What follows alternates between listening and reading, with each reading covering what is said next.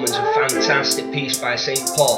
He's a bondservant of Christ, preaching the gospel to all. The gospel that was promised through the holy prophets and law concerning Jesus Christ, the Son of God, is off the wall. He was born of King David, the root of Jesse, came from his heavenly dwelling in a costume that was fleshy.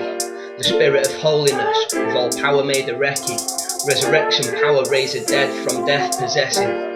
Through him the apostolates became obedient unto the faith, from among all the nations, for the sake of his name, to which you were also called, unto Jesus Christ's reign. Paul thanks the Father always, it's blatantly plain.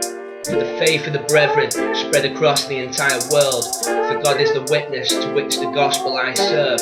Without ceasing I make mention of you in my prayers, making requests on your behalf to impart heavenly flares.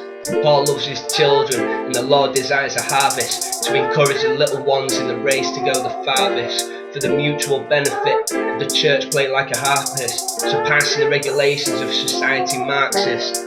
Paul was hindered many times trying to visit the brothers, trying to visit the sisters and the heavenly mothers, the fruit in your midst, like fruit like no other, like the Gentile nations, Greeks and t'other.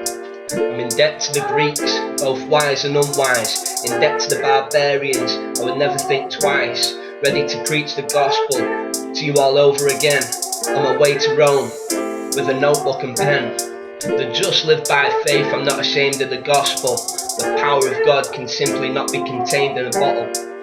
This is available to every single man who believes, first to the Jewish nations and then to the Greeks. God's wrath remains on the peoples unrighteous. The ungodliness of men is chastened with nitrous. Burning like brimstone, there's no chance I might just get away with this by the skin of a night crust. God's simplicity is being made known to all people. And I'm not just talking about pretty buildings and cathedrals. When we lift our eyes to the cosmic bodies, all creation is evident of a heavenly squaddy. God's invisible attributes have been plainly understood, evident of external power and Godhead blood. Man is without excuse, all nations glorify him, but there were some who turned cold and rose to deny him. Their hearts were darkened, self-professing wise men, turning the glory of God into an image of widespread, corruptible material, like flesh that was twice dead, four-footed animals, tomatoes and sliced bread. Therefore God gave them over to impurity of heart, to lusts of dishonour, and their bodies enscarred, who exchanged the truth for a deceptive lie, and worshipped the creature instead of Creator blind.